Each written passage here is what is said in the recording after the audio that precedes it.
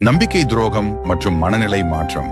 உலகத்தில் நெருங்கிய உறவுகளால் நம் வாழ்வின் பல சவால்களையும் சோகங்களையும் கடந்து செல்ல உதவும் என்ற நம்பிக்கையோடு நாம் வாழ்கிறோம்.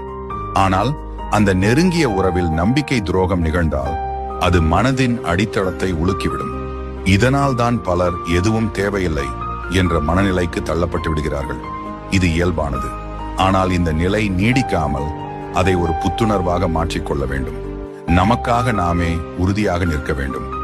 நம்பிக்கையை இழந்ததால் வாழ்க்கையை நிறுத்திவிட முடியாது. அது நம்மை வலிமையானவர்களாக மாற்றும் ஒரு பாடமாக இருக்க வேண்டும். நம்பிக்கை துரோகமான வாழ்க்கையின் கடைசி அத்தியாயம் அல்ல, அது ஒரு புதிய அத்தியாயத்தின் தொடக்கம். உங்களை நம்புங்கள், துரோகத்தின் வலி நம்மை தூரத்துக்கும் உயரத்துக்கும் கொண்டு செல்வதற்கான ஒரு சிகப்பு சுடரை போல ஆகட்டும்.